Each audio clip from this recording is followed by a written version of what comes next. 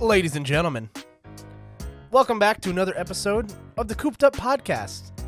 The podcast that insists that you stay after the credits are done rolling. You're not going to regret it. As always, folks, my name is Koopa, and each week I sit down with one of my friends to talk about all the happenings in pop culture and whatever the hell we're doing to keep ourselves busy in these trying times.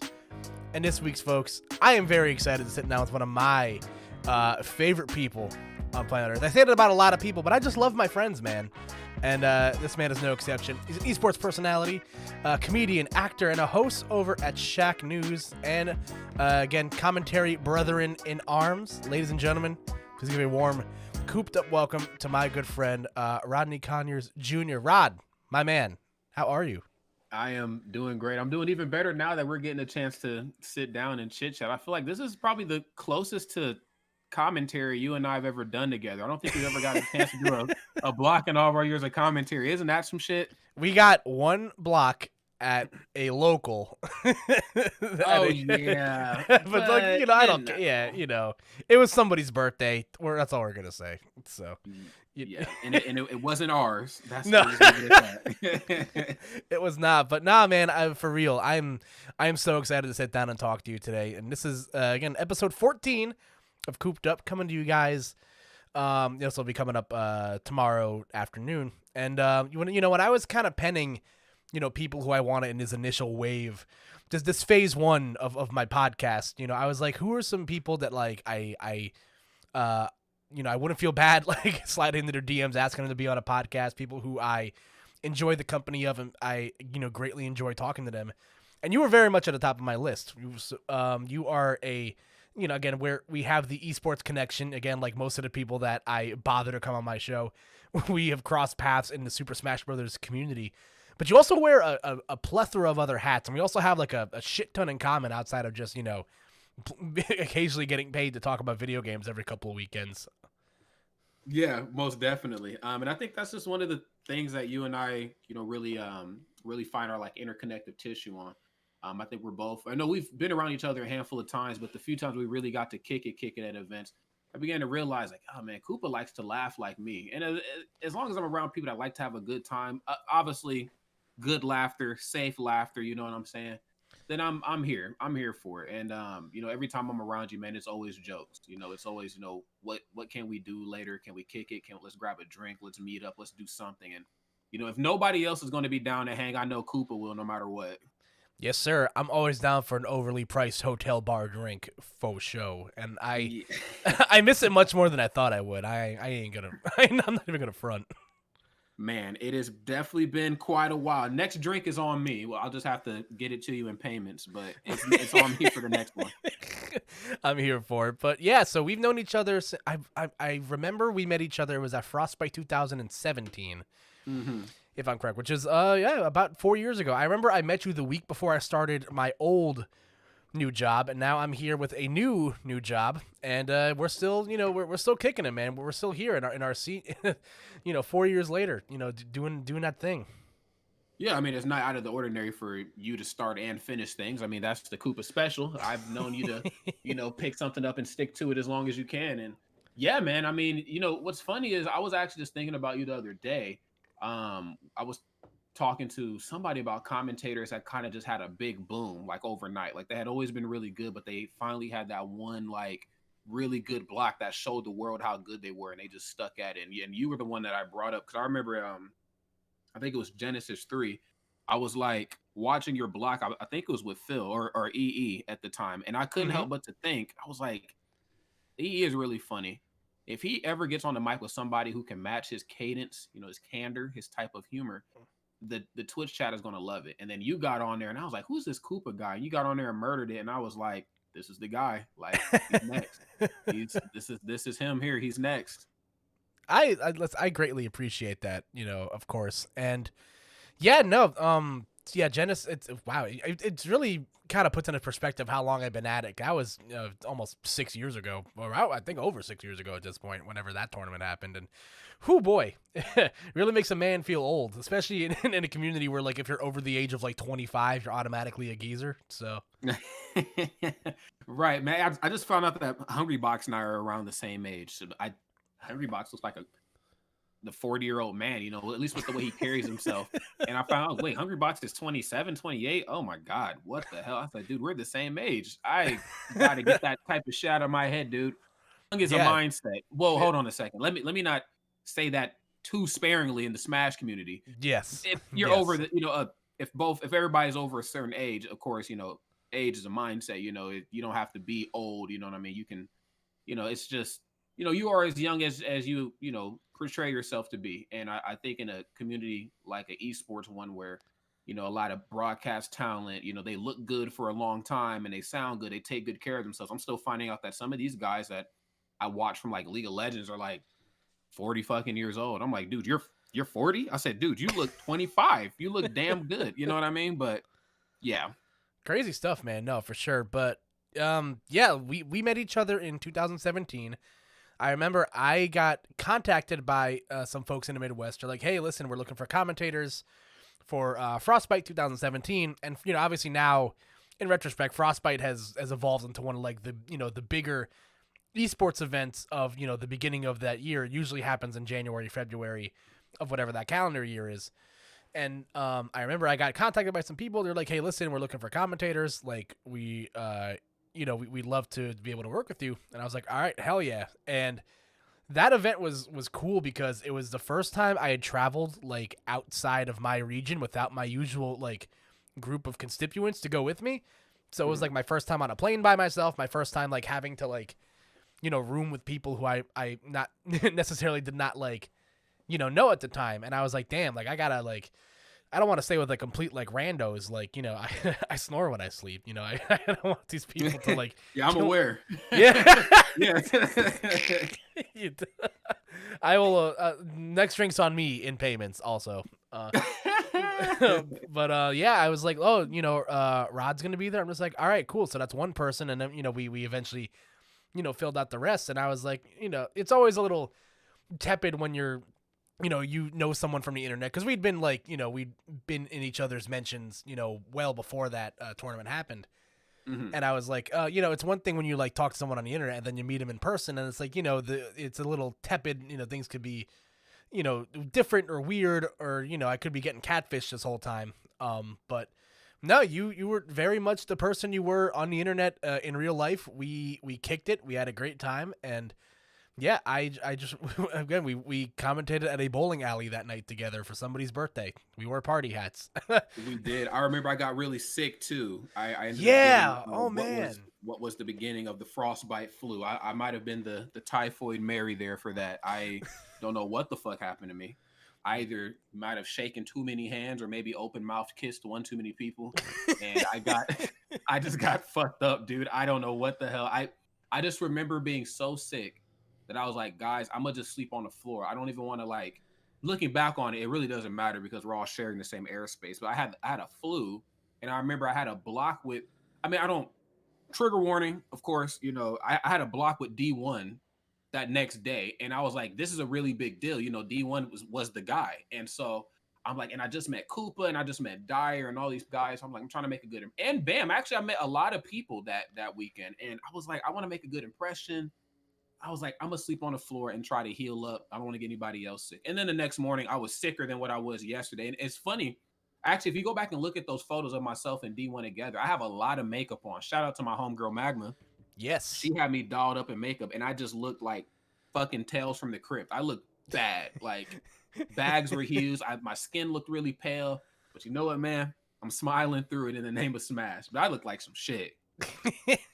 Dude, I completely forgot about that. Like, it got so bad to the point where you were like, yeah, I might have to go to the emergency room. I was like, oh my God, like, are you gonna be okay? And all said and done, you were pretty good. And listen, I have a whole newfound appreciation for like taking care of oneself and like, not not overcommitting when one is sick.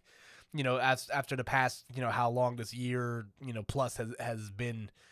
For health, but no, Frostbite was not the end of our adventures. We had since kicked it at other events, and you're always one of my favorite people, to run into at any given time. And I gotta say, like, some of the fun of having a podcast, especially when I'm like leaning on people that I know and a lot of my friends, it's a great opportunity to just kind of like kick it and talk about what we've been up to. So yeah, this is great. I'm looking forward to it. We got a full plate of stuff to talk about today, Rod. I hope you're ready. I most definitely am. I've been thinking about this since you brought it up. I'm like, a chance to shoot the shit with Koopa? Let's fucking do it. But so I brought up at the top of this that you wear a lot of hats. So I wanted to ask you, and Mhm. I've been asking this question to a lot of my guests, the past couple of weeks. Do you remember your earliest memory with like video games, or like how you knew that you really liked video games? Um, I oh god, my earliest memory would probably have to be like watching my father play. My father isn't like the biggest gamer, but my dad is probably one of the people on my Mount Rushmore just in terms of like liking a lot of things and like it being okay to just be into other things besides what they stereotypically imagine African American boys to be into, which is like basketball and one mixtape and G Unit and shit, Right. back in 2003. Like my father was the one who took me to my first comic book shop. He worked the video game section at Walmart, which was right next door to my grandmother who worked in the fabrics department. So if I would ask for things for Christmas, whatever my dad didn't get me, then I knew my grandmother would get me because they just worked right next door to each other. Right? Yeah. Sometimes you gotta work the system a little bit, man. Yes, sir.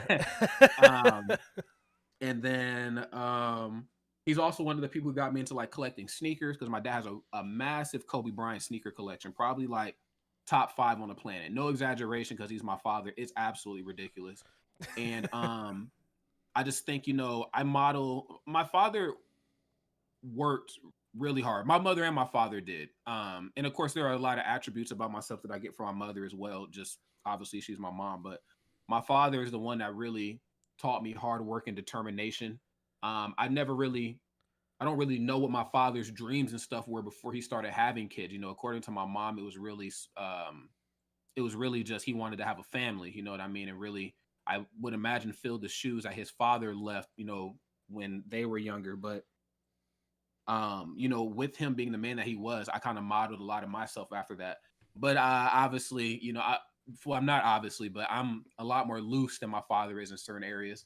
My father's a lot more grounded than I am, a lot more determined at times. At times, I can be very emotionally driven to do things. And in that same turn of breath, being emotionally driven means that there are times where you just don't feel like doing a goddamn thing. And my father has the tenacity and the dexterity to work through that where I do not. I'm almost like my father is like a full-blooded superhero of some sort. I'm like half and half, you know what I mean? I can tap into that energy every so often, but regardless though, not to go off too much, he's the one that really showed me video games. And then of course my brother and I played a lot of video games together growing up. My sisters did as well too. I have a younger brother and I have 2 younger twin sisters. But I have an older cousin named Maurice. And him and I and my younger brother, we would play games together all the time. And then from there, I met one of my cousin's buddies. His name was Anthony, and he's the one that got us really into Tekken heavily. Because a lot of people don't know, as much as I like Smash, I like Tekken just as much. It just so happens that Smash was the easier of the 2 options to get into, but also the poorer of the 2 options. Tasty Steve and those guys are making a shit ton of money in Tekken, and I'm scrounging for scraps in my Thanos voice over here in Smash, but uh, going hungry every night. Yes, sir. um, but yeah, it was really just like family, and I think that is always the full shtick and the full like synopsis of video games. They are meant to be played, of course, by yourself, but the ultimate experience of what gaming can be is when you do things with other people. And so, growing up with a Nintendo console, you got 4 siblings. Nobody's getting a PlayStation. Okay, like you're gonna get something that has 4 players on it, and so, you know, I just think with Smash, I didn't grow up in the arcades. You know what I'm saying? Smashers grew up at home on the consoles, where like the Tekken portion of me kind of grew up more in the arcade. Smash was played more with family and stuff. All my cousins are really big on Nintendo game. Um, Dating all the way back to the Super Nintendo. I remember like holidays, Thanksgivings, Christmases, all the cousins that get together. And mind you, there's a shit ton of us because my grandmother and grandfather had 7 children, and then each one of those children had 4, 5 plus kids. So there's a lot of us at my grandparents' Oh place, and man. we're all yeah. There's a shit ton of us, and we're shit talking and playing Super Mario Kart, Mario Kart 64, the original Super Smash Brothers, Street Fighter, Biker Mice, you name it. The cousins and I are trying to test each other's lineage and and who's the most loved and who's the most prominent based off of 8-bit graphics and stuff, which I'm sure the kids listening nowadays might think of it as whatever, but back then, I mean, all you really had was the people around you that you loved and the game itself. There was no online or any of that good stuff to bitch about like how we do these days, right? Yes, sir. I love that so much, and it's a very interesting path that took, because again, most of the people I talk to, they credit a lot of where their love for video games started with with siblings primarily, and you obviously the same.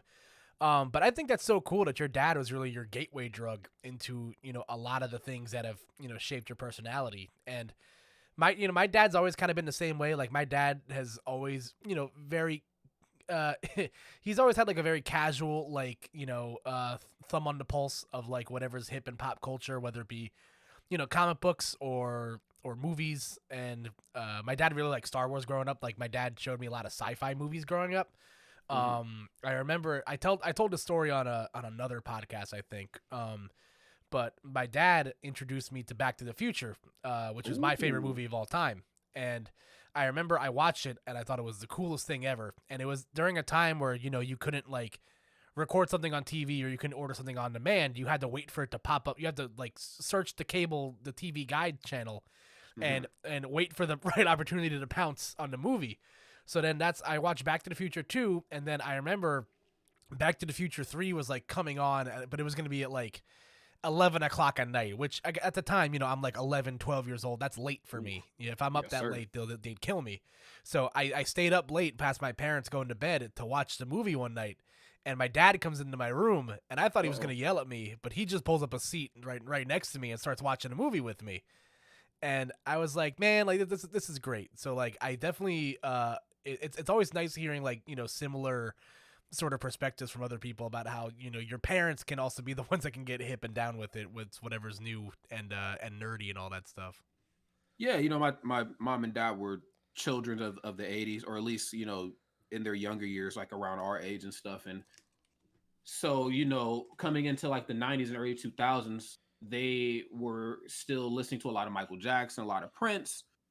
My mom loves Back to the Future. She loves the Terminator franchise. My dad is really big on superhero stuff and whatever. So all of that type of stuff really rubbed off on me. Not so much like the academics and all that type of good shit that they would probably have liked to rub off on me. Because look, dude, come senior year, I was burnt out of high school. I was just like, look, just give me my diploma. I'm ready to go home. I'm done with this.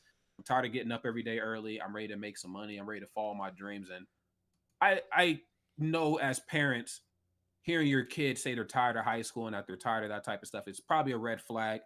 But looking, at it now, obviously none of us can see into the future, but just seeing where the world went and looking at how I read the terrain culturally versus how they were reading the terrain that had already been set culturally, we were kind of coming from two different ideologies. I'm like, Dad, I love the fact that, you guys stayed on us and whatever, but I think we all knew that like just taking that type of approach wasn't going to be my thing. Like I wanted to do what I wanted to do. I wanted to figure out how to make money doing what I love, whether that be entertaining or, sometimes at home, I host sneaker conventions. I host what's called the Fly Ass Kicks Expo. But Fly Ass Kicks every day is also, we use it as an acronym as fake. It's kind of like hype beast, like a little tongue in cheeky, Ooh, but okay. we host that here at home. And we get a lot of people come out. Like even Dr. Lupo came to one of the years we did it, because he's from Nebraska as well. So oh wow, that's awesome. yeah, it's serious, man, and it's tough because like I trying to explain that to my parents is one thing. Like, okay, you have goals and things that you want to do, but then trying to explain to them that I'm not really so focused on if it makes me money or if it becomes a career choice is something that's going to freak your parents right the fuck out. And so, but they worked hard though for me to have the options to say what I want to and what I don't want to do, which was an option that most of our parents did not have as boomers. And so I thank them dearly for that. But yeah, I attribute a lot of like just my interests and the way I go about life to the things that they showed me when I was a child. That's awesome. And I totally understand what you mean about, having to tell, face the music with your parents and then being like, like, listen, this is the path that I want to take. It's not conventional, but this is something that I've shown a lot of interest in. Hmm. It's not every day where a kid goes home to tell their parents it's like, hey, I want to stop going to school so I can pursue esports commentary as like a side hustle.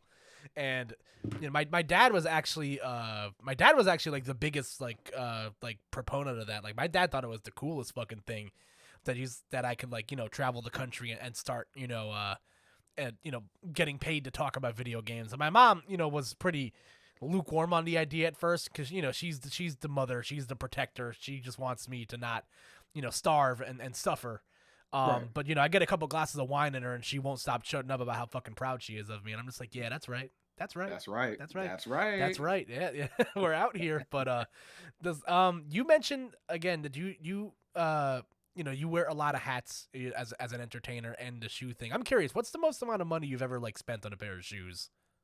When you have friends in high places, you don't have to spend any more than retail. But there are a couple conventions that I go to because here in the Midwest, as you know, we're just all landlocked. So driving to another state is just a hop, skip, and a jump. And so I went to an event in Oklahoma called Kicklahoma, and that's put together by my buddy Juan down there. And trying to find size 14 sneakers is very hard. Trying to find size 14 rare sneakers is even harder.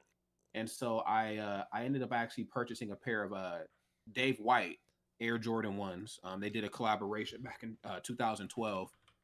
And this had to been like 2018. So yeah, this is like right a year before, pandemic season. And I think I spent 225, which I think looking back in retrospect isn't a lot because the shoe retailed itself at $175. Which I know for those of us who like Air Jordan 1s, which is pretty much every hype beast in the sneaker game right now, that is a pretty hefty price, at least for that time. But the box, it was like this premium hard wood kind of box, and it had a lot of shoe tags, and it had the detail on the shoe was very pristine. For anybody that's going to go back and listen to this, look up the Dave White Air Jordan 1, and you'll see where I'm coming from. You've probably seen me wear it at an event or two because they're not the most comfortable shoe in the world. But if I want to break some necks and put on my showstoppers, I'll definitely put those on. Yeah, I'm googling them right now. My God, these look absolutely insane. I'm about it. Yeah, Like, yeah, they are a nut shoe. It's so awkward for me when it comes to like, I'm so boring when it comes to like my sneakers. Like I wear strictly nothing but like skate shoes just because it's like comfortable and affordable for me. Yeah. But like I'm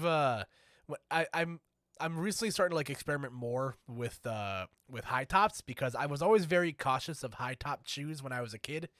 Mostly because for some reason it felt like I thought it made me look shorter.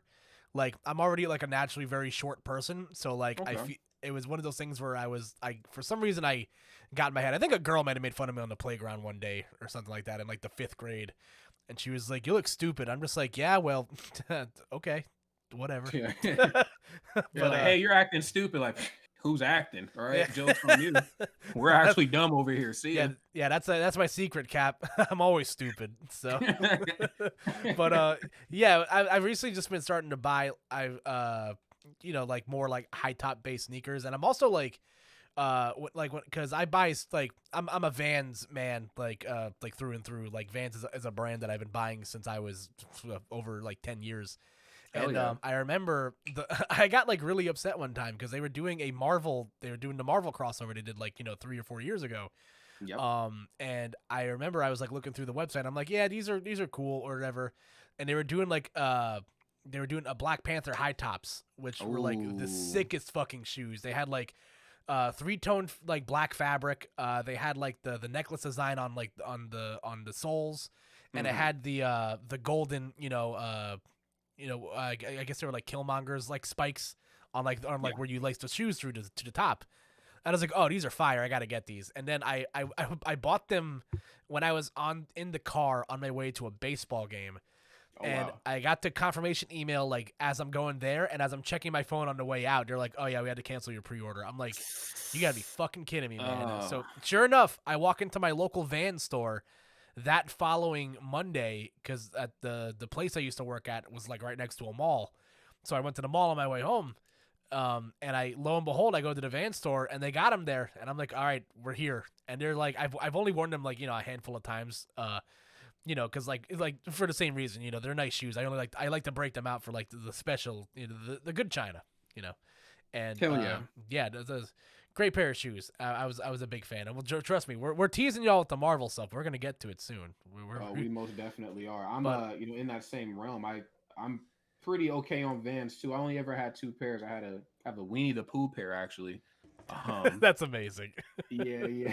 And I got I used to have a pair of the Odd Future and Vans collab, the Syndicate Vans, and so they were just a regular old school low, but they have a pink sole and they had like a bright green top on them, and I just thought they were the coolest shit ever. But I had to sell them because they were 13 and I'm like a true 14, so I was kind of cutting it. Yeah, them toes be screaming. Man, listen. Yeah, I don't know what it is, for whatever reason. Like, I've bought there's a pair of like Adidas like soccer shoes that I bought when I was God, how old was I? I think I was on vacation in Florida with my parents, and I like bought them like the wrong size, and like even if you're just like a half size off in those sort of shoes, it was the most uncomfortable thing I've ever experienced in my life. It was wild. Like, yeah, seriously, man. Adidas, they make some beautiful sneakers, but like their casual wear is like very, it needs to be true to size, or if not, go a half size up, because I've made the mistake of wearing some Adidas at an event or two, and like I'm commentating and I have to take my shoes off while I'm casting, and I'm just like, oh my God, my toes are dying.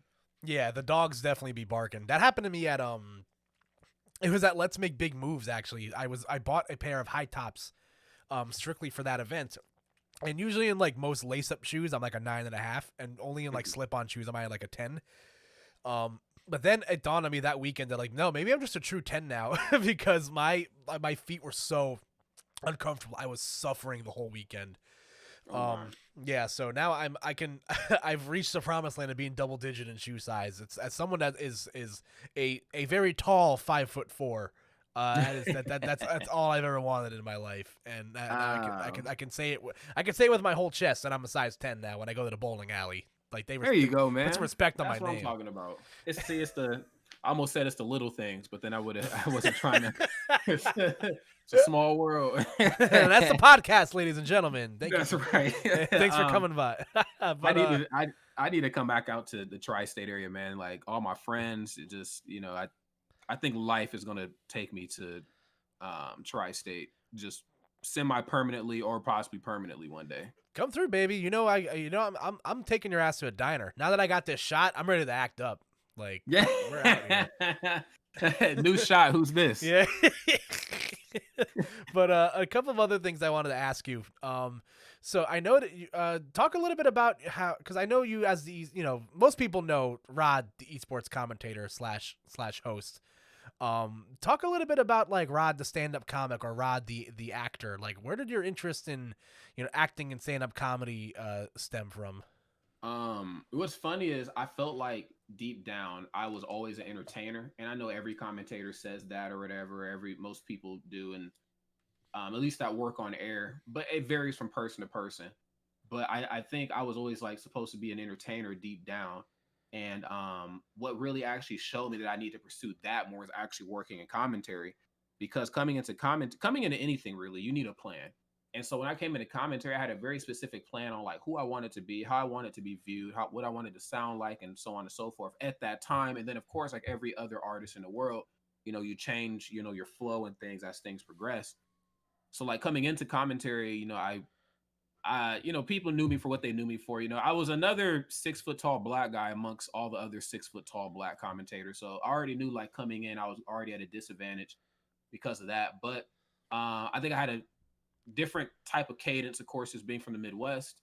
And then, of course, fashion was the really big one that I think helped me stick out more than anybody else on the mic at that time. Because back then, I mean, I'm not saying that anybody dresses bad or whatever, but because I came from like a sneaker and like that type of fashiony blog background, I just use commentary as a way to kind of show off my fits.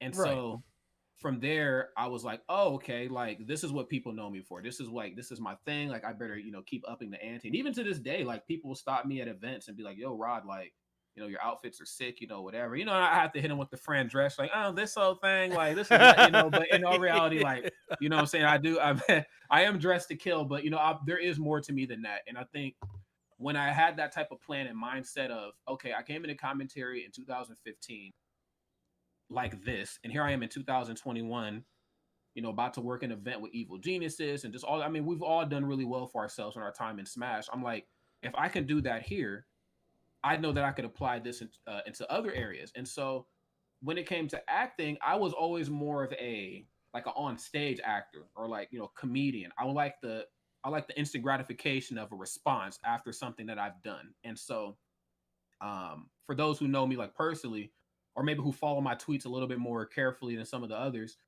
they know that I'm into musical theater. I love In the Heights. I love, Hamilton, Les Mis. I like Wick. I like all of that. And what's funny is right now I'm actually in an improv class called Freestyle Love Supreme. And for those of you who don't know what that is actually the improv class that Lin-Manuel Miranda and his buddies put together before In the Heights and before Hamilton. They used to get together and do improv rap sessions and act at the same time. And so Oh yeah. I know I have a couple videos of me like at Genesis and stuff freestyling on stream. But since then, the craft has most certainly been refined and basically long story short, next IRL tournament, I'm ready to cut the hell up because just using basically the platform that we all use on Twitch to commentate or to stream. I like using that to showcase my other talents and other things that I'm into. Because hopefully, if I'm into these things, I can create a safe enough environment for other people who might be a little bit more timid on exploring that part of themselves because there aren't other like-minded people like them to come through to the channel and check some shit out. So, but yeah, that's pretty much where all that came from. I don't know. I like writing. I like writing musicals. I like doing that type of stuff with my friends, and so um that's really why one of the biggest reasons why I see myself over in the tri-state area sometime here in the next so many months. I mean, of course, got to get vaccinated, but I got a lot of good friends out there. Of course, Broadway and workshops everywhere. Like that's a big old thing in New Jersey and New York. Everybody who knows any sort of performing art, anything, knows that you can't perform art at a professional level until you hit the tri-state area. What the girl I like is out in that area. I don't know. There's just a lot out there that I feel like there's for me, and sometimes things and situations and scenarios really speak to you, and it kind of guides your heart and your mind on where it needs to go. And I think right now, with who I am and the people that I've had the pleasure of meeting, like yourself, I just think it's just taking me there. I need to be around more fun people. You know what I mean? Yeah, no, that's awesome, man. I love every bit of that. And I said this in I forget when I was talking to one of my friends about this, but one of the things that 2020 and the pandemic took away from me was I was really gunning to do more I was really gunning to do improv classes and stuff this year. I am a child of the theater.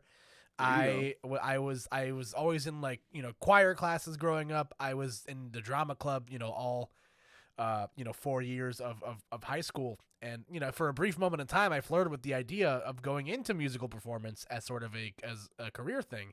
Mm-hmm. Spoiler, it didn't pan out, and I host a podcast now. So, oh, don't fucking say that. I knew you were gonna. I have a pod. We're at our midlife crisis where we do podcasts now to get it off our chest. yeah, no, but it just at that moment in time it did not work out for me. But commentary again, it's the same as you, Rod. It was really gave me an outlet to do what I've always loved doing, and that's to make people laugh. I've always been a big entertainer. I remember I had a teacher writing a yearbook one year that I was in the first grade, and I always did this joke where I tell everyone in the class to look behind them, and then I run when they call my bus. And so I'd always be pretending to do a disappearing act. And when I graduated high school, my teacher wrote that down in my yearbook, and she was like, I remember you doing this all these years ago, and I hope you continue to make people laugh one day. And I was just like, yeah, you're right. I gotta put into work for my first grade teacher. And I have such a love for theater. You brought up Hamilton, Lin-Manuel Miranda, and my dad again is a huge my dad was watching Hamilton bootlegs on his phone, like the Ooh, entirety of quarantine, and then they put it on Disney Plus, and now he just won't shut up about it. Like it's so good, man. it's great. It's good. It's It's some fan- good shit. it's so good. Like I'm used, it lives up to every semblance of hype. But I love, musicals so much, and that's again another thing that I got from my parents. My mom, it's like a Hispanic kid rite of passage that you have to watch West Side Story and In the Heights. Like my mom was like, I am not letting you escape this. Your brother did it. Your sister did it. You're watching West Side Story with me, your mother. And I'm like, all right, fine. And then, as a kid, I hated it. But as an adult, I'm just like, oh my God, this is amazing. And it still is. And I can't wait for whenever the movie comes out. But my mom was like constantly shoving those old musicals down my throat, whether, West Side Story, In the Heights, South Pacific. Ooh, like, In the Heights is my shit, man. Yeah, it's great. 96,000. I'm I'm greatly excited, and like for whatever reason, Broadway's is always like crossed over, like very well in my house. I remember my brother was more embarrassed when I found his DVD copy of Rent in his room than when I found other things hidden in his Xbox game case. Yeah, yeah. I was just like, really? Not find what? Oh God, Cinnabons. Yes. And yeah, that's right. Yeah. Yeah. Rent did some good shit though. Rent is amazing. Yeah, no, it's one of my favorite musicals. Do you got some other ones that you liked? You can raffle off the top of your head that you're a big fan of.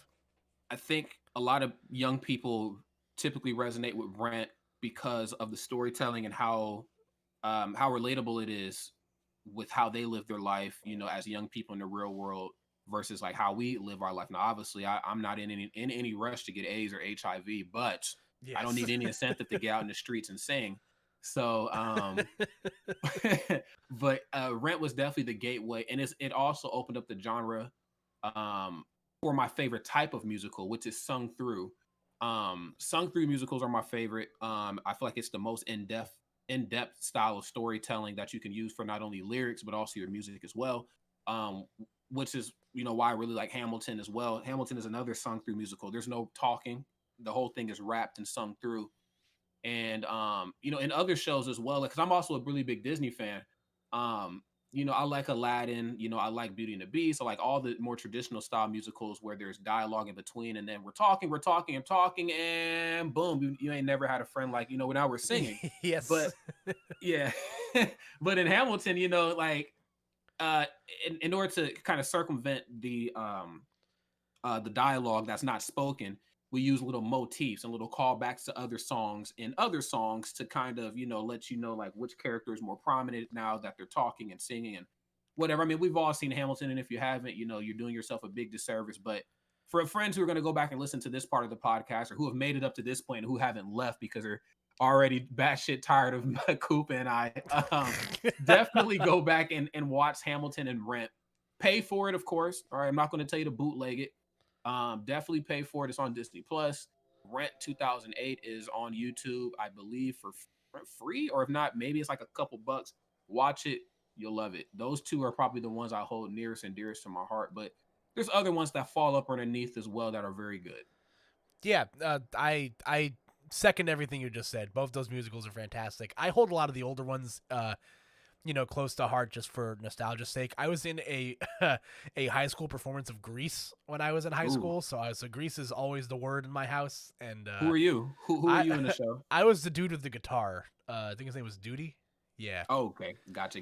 Yeah, that was my shtick. That was my shtick in high school. I was the guy that could play the guitar, and it stuck. It got me a role in the school play, and it was so much fun. I'll have to find some. I got to wear a leather jacket. It was awesome. Like, so I lost that jacket. I don't know what happened to it. I'm very upset. You need to find that leather jacket. Just boosts your badassery points. Like you like it's plus on block. It's fucking. You can't. Nobody can stop you when you got a leather. Like, dude, what did you say to me? I have a leather jacket. I was like, whoa, my bad, buddy. Yeah, right. I'm either a fighting game. I'm either a fighting game character or Nick Cage in Ghost Rider. So. Oh God, don't say. And listen, that is a fantastic transition into what we've been kind of hinting at a bit, so Rod, it's safe to say that you're a fan of Marvel Comics and Marvel in general. Is it safe for me to say that at this 39 minutes into the podcast? Oh, well, when you put it that way, yes, I am. Yeah, so listen, I couldn't have planned this any more perfectly. I've been trying to like time this up like with some other podcasts that I was doing. Regarding the Marvel Phase 4 stuff that's coming out right now, but at the time of this recording, Mhm. as of today, 4/23, and you guys will hear this tomorrow, uh The Falcon and the Winter Soldier has just concluded its 6 episode run on Disney Mhm. Plus. Now, I've been dying to talk about the show with people. This Let's show do it. is really really good, and so we're gonna give some light thoughts on how we feel about Phase 4 so far and what we thought of the show, spoiler free, and then we will be, I will give a second audible warning from when we were diving into spoilers, because there's a bit, and this movie is definitely gonna have some implications down the line. So I'll start by asking Rod, uh, what's your take so far on the 2 new Marvel shows we got so far? Given that long hiatus that we had from last year to now. Um, you know, I think Wanda and Vision are the most popular of the side Avengers. And what I mean by side Avengers are when Thanos snapped, he got rid of all the side Avengers. So Spider-Man, Star-Lord, they basically kept the original 6 plus a small group of others.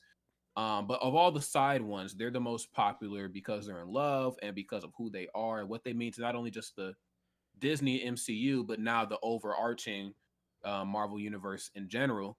And I think anybody who knows comic books knows that Scarlet Witch was somehow going to be the connective tissue between Disney and Fox, and where does Magneto fall into place, and then the 12,000 versions of Quicksilver and just all that type of shit. Like we knew it was going to all come from her realm of reality, figuratively and literally. But Yes. she I liked WandaVision. I think with side characters, you need episodes to really paint out the complexity in them because up until this point, a lot of them have been really one dimensional. Like looking at Bucky and Falcon, we know them as Cap's right and left hand men, but like we know that Bucky has to be frozen and then unfrozen and frozen and unfrozen. You've lived almost the last 100 years. What have you been up to? You have a big story to tell, and I also think Falcon has a big story to tell just for the sake of I don't think this is a spoiler at all, but for who he's going to become once this all wraps up and being an African American man in this day and age and picking up the shield and putting on the costume and stuff. There's a lot of story to be told that I don't think would have really done them any justice in a theatrical setting. We need to really full flush these types of characters out, and I think both series did it very well. I think Wanda doing the whole these are the TV shows I grew up on, and each episode partakes in that sort of template was super sick. Um, I almost forgot like halfway into WandaVision, like damn, nobody's really fought yet. Yeah. I'm not used to seeing this side of Wanda. Like she's usually destroying shit or making people do stuff they don't want, which she still kind of was, but not with the Yes. intent of fighting. Of And course. so um yeah, it was an awesome experience. It was funny. In parts, it was sad. It was somber as I expected it to be. Um, of course, she lost vision. I think this is now the third or no second time she's lost vision. Which I'm sure it hurts twice as hard for her, especially this second go round. Um, Vision, of course, is always a stand-up character. Like I love, Paul Bettany. I love the way he handles Vision. I love all of it. It's super awesome. And um, also looking at Falcon and the Winter Soldier. Um, Obviously not as magical. These aren't magical characters. These are the punchy and kicky Avengers. So, they're a lot more grounded and whatnot. But the complexity and the storytelling and how they tie that in, which is also not anything out of the realm of ordinary for a company like Marvel to tie in their superheroes to real world events. Tying in how they work in the real world now, an up to date real world. Them going up against the Flag Smashers, just all of that. I thought it was really awesome. And this is the first time, and this is like super hot take here, Koopa. This is the first time I really felt like there was something at stake here for these characters. And it's odd that it came from the side characters. Now, I'm sure anybody that's going to listen to this is thinking, well, what about Civil War? What about Infinity War? What about Endgame? I say, yeah, there was a lot on the line because of, just it's the climactic culmination of, almost 30 films. Like, there's a lot on the line, but just example of Infinity War, I love that film to death. It's probably action wise, probably my favorite of the 4 Avengers films. But when they went to Wakanda, I never felt like we were going to lose. Not because I had high hopes for the characters, because I knew like if there's 2 parts and something drastic has to happen to force a second film, it was really more so along the lines of, okay, we just met T'Challa in the film before. This was a big ass deal about people not from Wakanda being in Wakanda. And then, just a few months later, we're in Wakanda. And not only are we in Wakanda, we're in Wakanda with a lot of white people. One red dude, Yes. a dude in a robot outfit who might turn green, and a bunch of aliens. And I just felt like, given the team circumstances on why they're split up because of what Wanda had did, and just of course Bucky killing King T'Chaka. Like, I just felt like there should have been more in the line when we return to Wakanda. Like, maybe Cap is a little bit more hesitant on fighting and maybe more focused on saving people as well as fighting, because to evacuate a city that quick of that size is very difficult to do. So I would have liked to see more on the line than just we're all super powered getting ready to fight these aliens. I'm like, dude, you're a big chunk of the reason why this team is split in half, because, you kind of allowed innocent people to die, I would imagine. But that's just one example that I have of just me feeling like things were never really at stake. But when I watched WandaVision, and when I watched Falcon and the Winter Soldier, I got to see what was really at stake here. And it ties into the metaphor of Marvel characters. The DC characters are gods trying to be humans in day-to-day life, where the Marvel characters are more humans being portrayed as gods by the media and how the media chooses to handle them. And so seeing them be a little bit more grounded now and have to deal with the BS that us regular ass people have to deal with was super awesome. It was a super dope parallel between both series. No, I agree. I've loved both series that have come out so far, and for very different reasons. WandaVision was definitely and again, if you're not familiar with the whole like how Phase 4 got all fucked up because of COVID, the production cycle for a lot of these shows got all screwed up. Originally Phase 4 was supposed to kick off with Black Widow, and then Falcon and the Winter Soldier was supposed to come after that. So by this point, we were supposed to have gotten like 2 films and a TV show so far, or two TV shows, to be back on track. But instead, because of the pandemic, things got shifted around, and we ended up getting WandaVision first, and then Falcon and Winter Soldier, a week later after that. And I love the way things have panned out so far. What I love about both the shows is, like you said, they really take time to, they really give you, 10 episodes and 6 episodes respectively to spend time with these characters that you've gotten to see as, the punchy characters every now and then. And Anthony Mackie actually did an episode of Hot Ones on First We Feast, where he mentioned in an article, he said that being the third or billing character in a movie is great, because you're the guy that everyone comes out of the movie loving, because you're the guy with the punchiest lines. And I was like, yeah, no, that's great. And I was a little bit curious about how these characters would stand up, on their own in these settings, and they absolutely crushed it, because they're professionals and they're great. But I love that both these shows kind of, not only give you the Marvel stuff that you look for, you want to see, the in references, you want to see Evan Peters playing Quicksilver in a Marvel property, and everybody loses their collective minds for the next 4 weeks trying to figure out what that means, or, but they also are really good at, they're really good at focusing on the real life aspects of what's going on, and that this, in WandaVision's like example, Wanda is suffering like extreme trauma from losing the one that she loved. Less than like, I think it takes place like what, like a couple of weeks, a couple of days after the snap happened.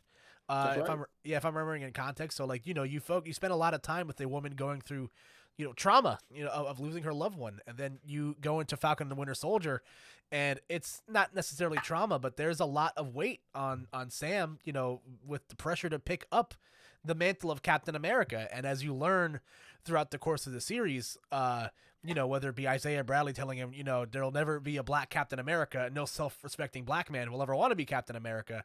And then that leads to that conversation with him and Bucky, Bucky, acknowledging that, we didn't really consider how you would feel about this, and I apologize. And I'm just like, yeah, this is great that they're having these, very serious conversations in a series that has been known for, it's dudes running around in their underwear trying to fight aliens, or one of the big three, as they make a joke of. It's aliens, warlocks, or wizards.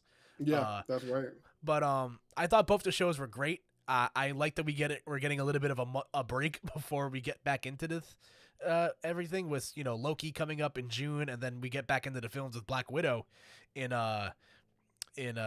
July. But yeah, after watching both the shows, it's hard for me to compare them both, because there are definitely aspects of Falcon and the Winter Soldier that are a little bit slower. And Yes. but I did appreciate that. Again, they have less episodes to work with, even though they're technically longer episodes. But I love the way that the shows ended up going. Again, in the finale, a lot of the stuff that this is where we're going to talk about the finale spoilers, by the way. So we're going to jump into it right now. So, what did you think of the finale episode? I liked it. I've One of my biggest gripes with Marvel was that characters, when they are first introduced, are absolutely broken. The Winter Soldier, when we first met him, was, I don't think Cap can whoop this guy. Like that was my thoughts just watching the trailer. And then they fought in the street, and I was like, yeah, I don't know if I've ever seen Cap get the hands like this before. And I mean, any of us who knew the comics obviously knew that was Bucky, but it was still beautiful to see somebody go toe to toe with him like that physically. And same for Wanda and Vision. When we first met them, I mean, this is the same woman that forced Tony Stark to have to use the fucking Hulkbuster arm. He had to break the glass on Mr. Hulk, and which is something he probably thought he'd never have to do. But and Vision, when we first met Vision, he was broken, and he was broken in Civil War as well. But then I think in the same turn of breath, when we get to see characters at their peak, we should also get to see them a little bit more grounded. And yeah, we know that they're tough, but this isn't really what the series is about. This series has a lot of exposition, a lot of explanations for things that we have questions on. And honestly, I know it's a meme, like Ant-Man going up Thanos' ass, like that was always a big meme. But I think the other one that really challenges that meme in terms of prominence is, what did Cap and Bucky and people like that who went to sleep in the 40s think when they woke up and seen all these people of color doing shit that, people that looked like them did? And obviously we could argue and say, yeah, well, they fought for freedom, so they probably didn't give a shit. I said, well, be that as it may, when you culturally aren't used to seeing something, there's a lot of story to be told just in that, and I think that this story did a pretty good job at kind of explaining, maybe not so much what Cap's saying, but what he was going to say, and what we were going to talk about had he been in this series. I liked it. I love the fact that we get to see Falcon do damage. Up until this point, he's really been. I mean, if Falcon's on your team, he's a good asset. But I'm also not like upset if I went into battle and was like, damn, man, we forgot to text Falcon. Like, shit. Nope. You know what I'm saying? Like, but we got to see what he can do now. I love, all the callbacks. I love the Easter eggs. I love the dialogue. I love the fact that he got to be like genuinely funny, because I always feel like Marvel was just a little too funny at times where we didn't need to be. And there's certain characters that need to only be funny and not anything else. And I thought that Anthony Mackie sells the comedy and the comedic aspect of Sam Wilson very well. Will say I'm not entirely sold on first of all, I'm not sold on Stars and Stripes related material, period. So Yes. I didn't like Cap's original costume. I didn't really like his costume up until like the Winter Soldier, and I definitely don't like Falcon's costume. It's just a little too campy for me, a little too I'm not saying that you need to take Wolverine and take him out of his yellow spandex and put him in all black latex, but I would have liked maybe a more toned down version of it. But I also feel like, for the sake of symbolism, it needs to be bright and just in your damn face. So everything about the season finale I liked. I like that I can't trust Sharon Carter. I like that, the Flag Smasher girl, Carly, love who she represented it. I love, what she meant to the series. Kind of got annoying at the end of it. I was just like, all right, this, like, you just need to fight. Like, I'm tired of hearing you talk. Like, I know you want to fight now. Like, this whole, we'll just burn the world then, right? I'm just like, look, Fight. You know, like let's just get you up against somebody who can fight you. That's what you want to do. And that's what we got to see. It's a shame that we've seen her killed. I would have liked to see her in the Thunderbolts. You know, that's Marvel's version of the Suicide Squad, which I'm pretty sure they're setting up for. Yes. But maybe she didn't make it. I don't know, man. But I liked it a lot. What about you? No, I agree. I thought it was very solid, and they had a lot to answer for. I was a little surprised it was under an hour. That's the one thing that kind of stood out to me. I was like, that's very interesting, but they had a lot to get done, and they crossed off everything off my list that questions that I had answered that I had asked, and I agree. I think I've never liked Falcon's cap suit. Like even in the comics, I thought it was campy. I've always thought Falcon's costume in the comics in general was very campy and over the top because it was like it's very toned down in the films, but in the comics and like other media, it is obnoxiously red and white. Like it is, it's very wild. The one thing I was surprised that I didn't see is that I know that in the comics, hold on, I got my notes up in front of me here. I know that in the comics that Joaquin Torres is the person that picks up the mantle of the Falcon. After Sam picks up the mantle of Captain America. So I was a little surprised. I thought that once Sam gave him the wings in the previous episode, I thought that he'd probably show up at like the climax of the fight. But even then, like the fight, it kind of like comes and goes. I was expecting a little bit more, sort of action there, but again, they had a lot of like, there was a lot of emotional ties that needed to be done. But I loved, I did like where they went with everything. Again, it was pretty obvious that Sharon Carter was the power broker, Yes. which they were definitely setting that up for a while. And I love the implications of what that means at the end of the show, in the post-credit scene. And there's something, and there's actually an article that came out because one of the questions I was going to ask is whether we're going to get a second season of the show.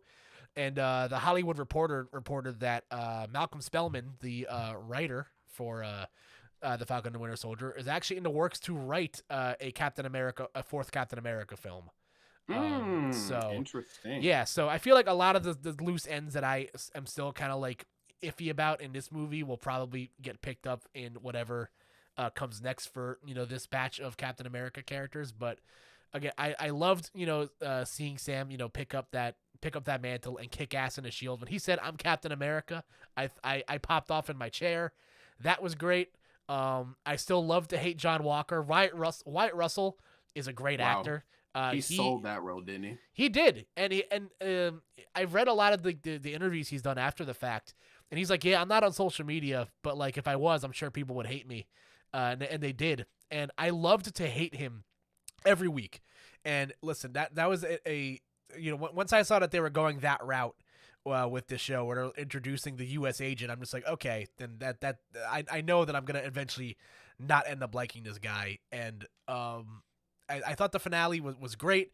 There's the emotional weight of Bucky confessing his sins to his friend that he'd killed his son as the Winter Soldier, and I like that the ending we do get. And what I love about the two shows so far is that Marvel is constantly finding ways to shuffle these incredible actors and actresses into their movies. There's a podcast I was listening to that was talking about this, where they're like, Marvel for a long time was always looked at as like the kid franchise. But then you get instances like in Winter Soldier where you cast Robert Redford, like a very like classical actor in Hollywood, who doesn't usually do things for the paycheck, like sign on and do these comic book movies. And you see players like Catherine Hahn, who's again an actress in Hollywood that you wouldn't expect to pop up in a Marvel show, and then Elaine is in the Marvel Cinematic Universe. Julia Louis-Dreyfus. Like, that is so cool. I am so excited to see what they do with Madam Hydra in the future, because I agree with you. I feel like the Thunderbolts is coming. They wouldn't have brought Zemo back for no reason, and you have him on the on the raft with Abomination, and then you can throw a U.S. agent into the mix, and then I guess whoever may be coming from another another movie or franchise. I'm actually not sure who else is involved in the Thunderbolts. That's kind of a comic blind spot for me, but I thought all the storylines were great. I loved the ending. You know, when Sam and Isaiah have that moment. I'm excited that this could again another seed for the Young Avengers maybe with Eli Bradley as Patriot. I look That's forward. right. So again, I'm really curious. I liked both these shows so far, and I agree that a lot of these stories could not be told in a 2.5 hour movie, but I feel like whatever is left after the fact could definitely be told in like a 2.5 hour movie, if that makes any sense. But again, I think Marvel's killed it so far with this Phase 4 stuff. I am dying to go back to the movie theaters to see Black Widow because I read something where I believe Madam Hydra or like Contessa Val, whatever her full name is, was supposed to be introduced in Black Widow, but instead we meet her here. In this movie, in A Falcon and the Winter Soldier, but I'm excited to see what they do with Sam and Buck going forward. I would love to see a second season of the show, and even if we don't, I know for a fact that we're getting another Cap movie with potentially Anthony Mackie as Captain America, which is great. So they've only gotten better. Yeah, no, they have. The Captain America films are like consistently the best across the board. Like the first Avenger, yeah, it is what it is. Like on rewatch, that movie is I don't think I love that movie as much like the on subsequent rewatches as I did the first time. But that's only because those second and third movies are like top tier Marvel films. Like they're always in everybody's top 5. They're in my top 5. So. Oh yeah. And I think it's also because we knew what was coming after the first Avenger. It was the first Avenger, but the last one before the Avengers. And so we knew what was to come. We knew all the other characters had been introduced, but what are we going to do about Captain America? His film takes place in the 40s. How do we fast forward him all the way up until 2011 or whatever year that was? But yeah, I'm with you, man.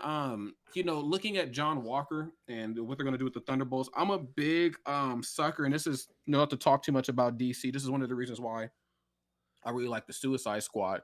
Does everything on DC that they do stick? Absolutely not. They don't stick every landing, but I think the idea of the Suicide Squad could have been right up there with like Guardians of the Galaxy type stuff. Very funny, very campy, humory in your face, but we still kick a lot of ass. And I know the first one is the first one. I know they're doing another one. But I would like to see what we do with our version of that. The Super Soldier Serum is not something that's new, of course. And of course, the Weapons Plus program is something that is not new in the comic books. Of course, Wolverine being Weapon 10, and so on and so forth. I think the Super Soldier program is also a part of that series as well. And the Super Soldier Serum in itself is not new. Of course, Emil Blonsky, the Abomination, took a little bit of that and fucked his whole world up. And of course John Walker, Bucky has it in him, all the other Hydra super soldier versions of Bucky that did not make the cut, and so they murdered them all and left them to freeze for the rest of their life. They didn't, that's Super Soldier Serum as well. And so I'm excited to see more than anything else where this goes.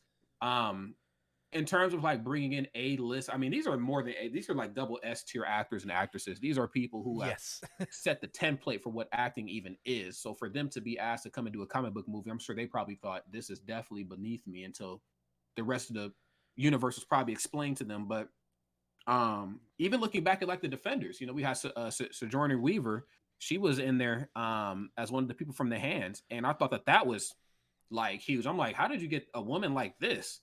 Yeah, do a fucking Marvel Netflix show. And you even look at it now. I read a casting report the other day that Emilia Clarke has been cast in Secret Wars, the TV series coming out, which is like that's insane. Like that's Games of Thrones money, like that you're throwing into what's already a very successful franchise.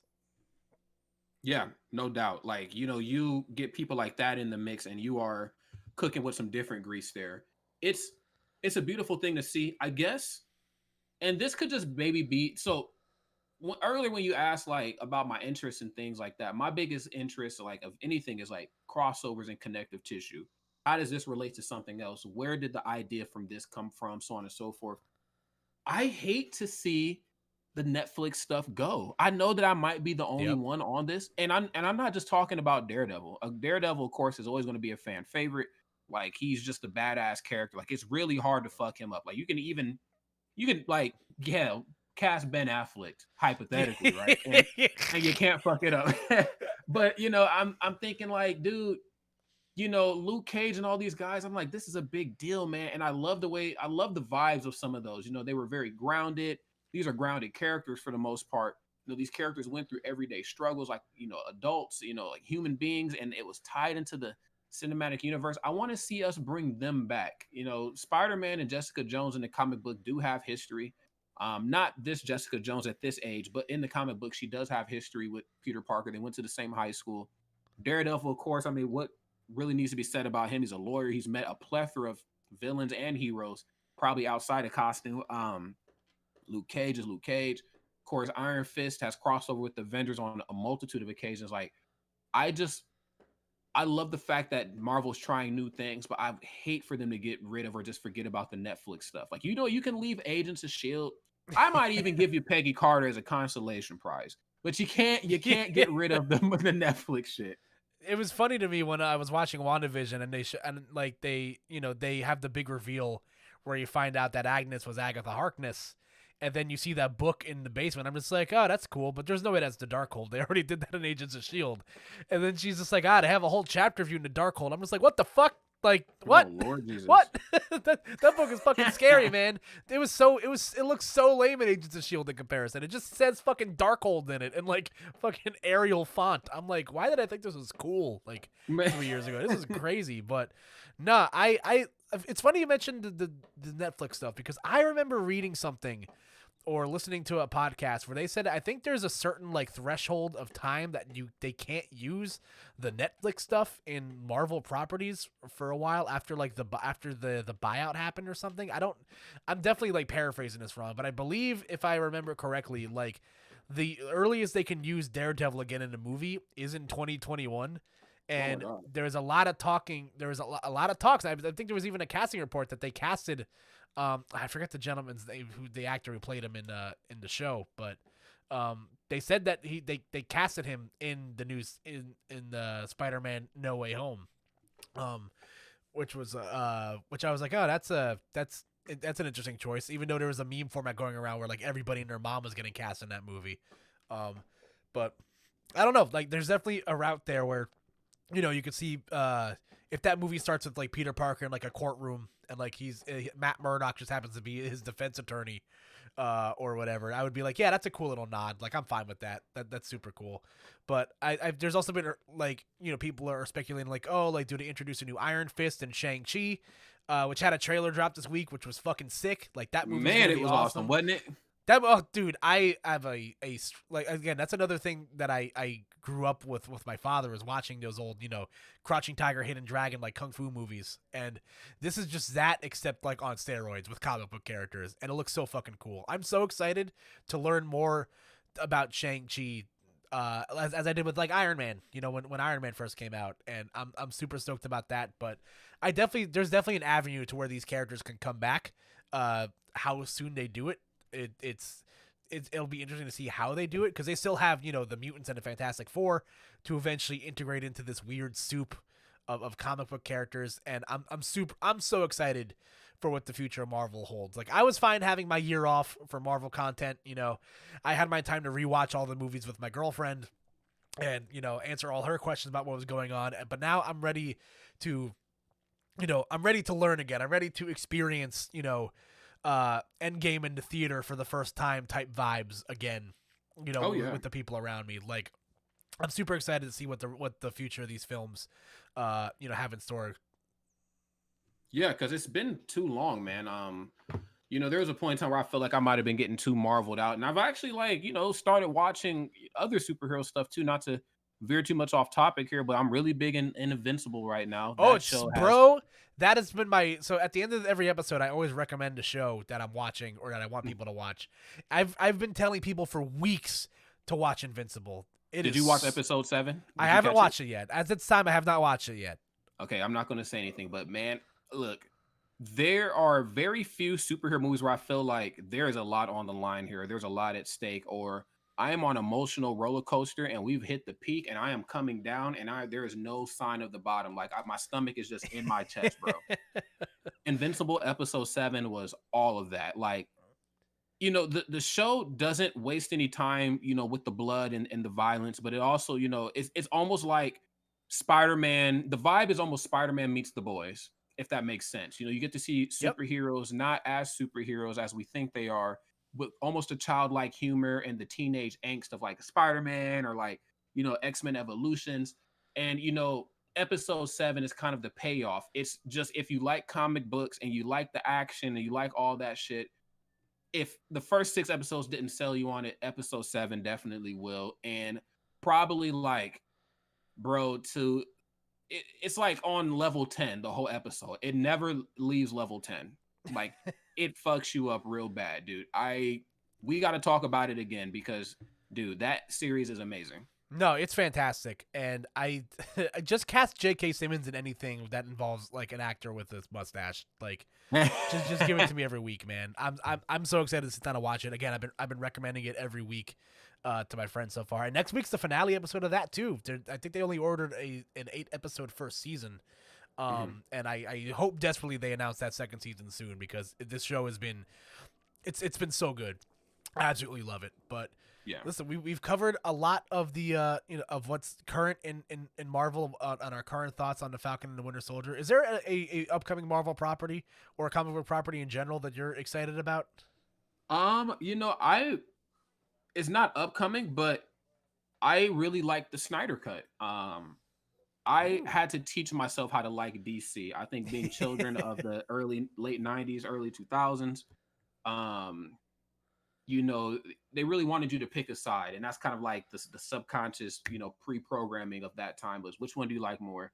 And I was with Marvel, and I still am, but I found a new love for DC, and I'm starting to understand where their heroes and stuff come from within the last so many years. And so I seen Man of Steel, and I liked it. I like contemporary retellings, like how Unbreakable and Split and Glass are contemporary retellings of other superhero franchises and stuff. And I liked Batman versus Superman. I do think that it is a shame that we never got a solo Batman Affleck film, but maybe we can get one of those in the future. First Wonder Woman was good. I hate that it was good in certain areas because you can only do the us versus Germany so many times in a film. Like, that's just Yes. more subconscious pre-programming of we good, Hitler bad, so the movie's good, right? And it's like, all right, hold on. All right, hold on. We're not so good either, right? Because we need to do another spin-off of Wonder Woman where we talk about what America looked like in the 40s, all right? But anyway, yeah. But Wonder Woman, the first one was good. Justice League, of course, was horse shit. It was not a good film. And that's where I really got sucked into DC. I was like, I got a couple favorite characters. I love Jason Todd. He's probably my favorite, of all the DC characters. Yes, sir. Of course, Batman is a status quo. You gotta like Batman. You gotta like the fact that he's just a guy being a dude and he's whooping major ass, just being himself. And also just in Batman's whole powers, they're man-made and grounded powers. His traumas and his the things that keep him up at night are actually what makes him powerful. His anxiety, his what if this happens, what if that happens. I mean, trying to live life, trying to account for every little thing that could happen, you would drive yourself insane. And that's exactly what he's doing because he has the money to do it, which, and I guess in itself, money is also a power. Because, Batman is not short on the Bezos bucks at all. He has a shit ton of money. So. I mean, he even says it in the movies, like his superpower is that he's rich. So yeah, quite literally. And the film showcases that very well. And when I went to see the first Justice League, I was also there on a date, so I was kind of like not paying attention to the film. I'm just like, I'm ready to get out of here. You know what I'm saying? Like, me and her got dinner, we got other shit we want to do, like, to get the hell out of here. But when I went back and watched it, I was like, wow, this is absolutely just fucking toilet water. This is bad. But when word got around that, Zack Snyder, stepped away from the project, Josh Whedon came in, I was like, okay, this, because I got big Avengers vibes. Batman shouldn't be telling jokes, and if he does, his joke should be, I'm rich. Like, that's Batman humor. All right, not I'm going to be feeling that in the morning. Alfred, like, that's not Batman. And so when I went and watched it, I had high expectations. Kind of like, look, we've been talking about this movie for the last 5 years. It's finally fucking here. It better be awesome. This is every deleted scene, plus redone scenes, plus more scenes that were refilmed and shot for this. And none of it disappointed. it was absolutely amazing from start to, did you watch it? I did. Yeah, I did a podcast episode with it with one of my other friends, and I enjoyed it. Like, it's definitely the definitive version of the movie. It's just a shame that like even if you polish a turd, it's still a turd because there's still like a bit, there's bits and pieces of it that like still, it was fine, but it was good. It was still a good movie. I definitely would recommend it to anyone to watch that versus whatever Joss Whedon gave us. Ugh. Yeah, but it's also funny that you mentioned how the Suicide Squad was supposed to be like the Guardians of the Galaxy, and like James Gunn is directing the reboot of the Suicide Squad, Right. which personally I'm super excited about. James Guardians of the Galaxy, again, both films to me are great. Again, I know that the second one is debatable how much enjoyment you get out of it, but I love like the the tones of family. Shout outs to the Fast and the Furious franchise, but Family. yeah, family's everything, man. If there's but I like the the tones of that, and I'm really excited to see what he does, direction wise with the Suicide Squad. I'm super stoked about that, and when it comes to like, I'm super excited for Loki. If it's a coming out in June. And I listen. There's big connections to like Kang the Conqueror in this show, so we can really be getting a look at because I think one of the characters they casted like canonically in the comics is like the wife of Kang the Conqueror. So there's big implications for like what's coming up in this show. Tom Hiddleston is a gem. Owen Wilson is fantastic, and again, another person who's showing up in a Marvel property where I'm like, what the hell are you doing there? Get down from there. Like, I'm excited for whatever implications come out of that show. Like, I don't know terribly much about it, like what direction they're going for, but like, if it's the last time I get to see Tom Hiddleston play Loki, like whether they go for like Kid Loki or like I think in the comics there's also like a female variant of Loki that pops up at certain points in time. Like, if it's the last time I get to see Tom Hiddleston play Loki, then like I will drown in this swan song, and I'm so excited for like whatever comes out of that. Whatever comes out of that. Oh hell yeah. Tom Hiddleston has been A1 since day one. And what's funny was he actually auditioned to be Thor, believe it or not. Yes, I remember reading that. Yeah. Did you see that footage? Like he was jacked. Like the dude was fucking huge and was like swinging a hammer around, and they were just like, nah, you're a Loki, man. And he's like, really? Because I think I'm a Thor. He's like, not Loki. You're a frost giant, man. You are a half frost giant. And so he just kind of had to hold that. But I mean, looking at it now, I mean, he's made a shit ton of money. Obviously, his Loki is one of the most iconic superhero villains of the last 100 years, and he has his own TV show. Now, like, who would have thought 10 years ago we could make a bro? It was hard enough sitting through the first Thor. Now this motherfucker Loki gets his own show. Like, good lord. Oh man, it's amazing. I'm super excited about that. But listen, again, whenever more comic book stuff pops up, me and Rod will eventually get the team back together to talk about it. I'm sure. Like I'm here for it. Whenever we get back into like the movie season again. Yes, sir. I'm with it, man. Yep. But as we near the end of our show here, again, I ask you, Rod, the same question I ask all of my other friends. And even though we've again given you guys plethora of things to watch, like go watch the Falcon and the Winter Soldier, go watch WandaVision, go watch Invincible, go watch all these shows. They're great.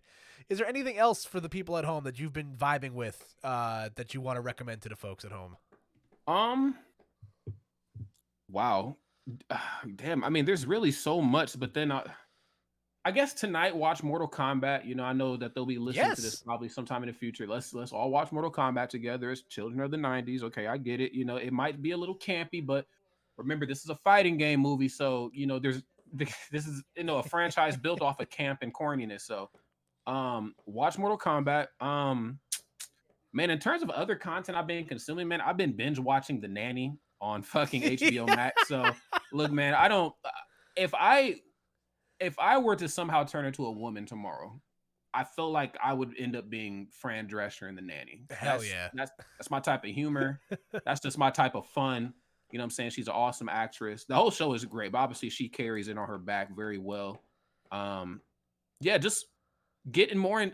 I think right now in quarantine, it's a good time to get in touch with the things that make you. I feel like I'll just use myself as an example because I don't want to call anybody out, but I feel like in the midst of me traveling and getting caught up and just the day-to-day of like got a tournament this weekend. I got to apply for this, and where's audition for that. I kind of forgot about like what makes me me, and I think quarantine allowed me to play the piano more. A lot of people probably don't know I play the piano pretty well. Um, on top of that, I dug out my old Pokemon cards. I'm back to Pokemon card collecting like the right way. I'm not out here scalping people for fucking Charizard. Like I'm actually, doing my real research.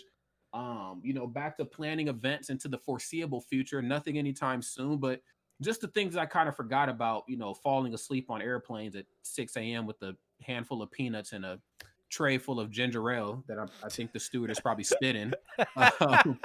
But yeah, just get more in touch with yourself, and whatever, if that means you're watching Back to the Future, watch. If it means you're watching the Terminator franchise, and what I mean by the Terminator franchise is the first two films only, and yes, and or hell, The Nanny, do it. Okay, this is a time for rediscovery. It's not the time of content creation, the time of artistry and getting your name out here. It's the time of self-discovery and rediscovery and finding out who you really are in the real world, because all we really got now is time. I love that. I love that so much, and that's a great recommendation. And Nanny's a fantastic sitcom, like one of the most underrated sitcoms I think, from the '90s. I've been talking to one of my other friends about because I did a Koopa's top 5 podcast like a couple earlier in the month with one of my other friends, and I think at some point I need to and having to talk about sitcoms because it's like my comfort genre of show to watch. Like I love watching sitcoms just because like they're mindless. I can do other stuff in the background, and sometimes they make me laugh and cry. So it's great stuff. As for what I've been consuming this week, my life has revolved around one show and one show only, and that is this outside of Falcon and Winter Soldier and Invincible, which I've been watching weekly. I've been watching The Circle on Netflix. The second season of it just dropped last week, and if I love reality television, again, it's a guilty pleasure. I love watching hot, stupid people be hot and stupid on a camera in front of people. So, The Circle is a great sort of like, it takes like the strategic gameplay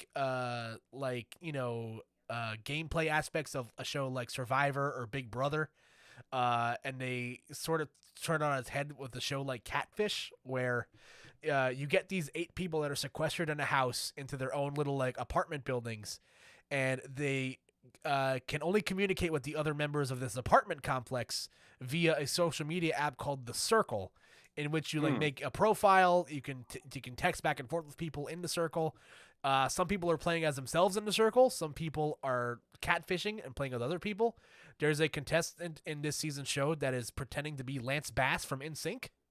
What the hell? Yeah, listen, it's so, and the goal of the game is to each week, get people to vote you as the most popular amongst the people in The Circle, in which you get to choose who gets to go home every week, and it's a fun game of like social deceit and strategy. I absolutely love it. The first season was the first season came out last summer, I believe, or like it feels like it came out forever ago. My God, but it came out like sometime in like early 2020, late 2019. But it's so good. They're releasing 4 episodes weekly. They just released the newest batch of 4 episodes this week. It's on Netflix.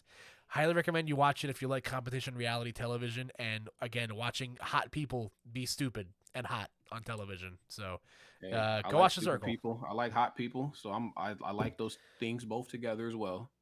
Hey man, I'm here for it. I don't recommend bad reality television except bad dating shows. that's all I'll recommend. Love Island, awful, but my God, I can't stop watching it. It's a car accident for sure. But listen, we've been going for a bit. Rod, my friend, thank you so much for sitting down and talking to me today, indulging me in these nerdy conversations. I knew you'd be a home run once I had my list of people I'm putting together the first season of a podcast, and I need to get the the Avengers in line of who I want to be on my show. And you delivered in spades, my friend. And thank you so much for talking with me today. No, thank you for having me, man. It's a pleasure, man. We don't get to sit down and chat very often because these events keep us busy, and just they don't like to schedule us blocks together for some weird reason. But we'll fix that in 2020 whenever. We're gonna fix that. Organizers, if nothing else, go back and listen to this podcast, and like you'll know that you need to put Koopa and I together on a lot of blocks. Yes, sir. I'm here for it. But listen, Rodney, let the people know where they can find you. What do you got going on? What you got coming up? Where can the people at home find more of Rodney Conyers Jr.? You can follow me just on Twitter and Instagram at Rodney Conyers Jr. Good Lord, I'm improv. We're gonna be doing a lot more of that here pretty soon. So Koopa, you'll find me out in your neck of the woods once I'm all vaxxed up. Yes, sir. Freestyle Love Supreme and Freestyle Love Academy. Freestyle Love Academy is FLS_Academy. If you like hip hop, if you like acting, if you just like, or maybe just want to come and see me, who knows? I'll be there. Come check that out. Follow that on social media. I'm also doing a little playwriting myself too, so I'm kind of keeping that one under wraps. But when it's ready to go, you'll be one of the first people to know about it, and we can nerd out and talk about all the things that makes musical theater on your podcast. Yes, sir. I'm here for it. That's awesome. I love that so much, and I'll make sure to put the links to all these things below in the YouTube in podcast description what we got going on here. But folks, as always, you can find me. I am at Koopa NJ across platforms, Twitter, Twitch. You guys can again check out the show at Koop'd on Twitter. Email us questions and feedback at koop'dpod@gmail.com. And we will be seeing you guys next Saturday for more of the good, the bad, the nerdy, and anything else that falls in between, ladies and gentlemen. In the meantime, have yourselves a wonderful weekend and take care.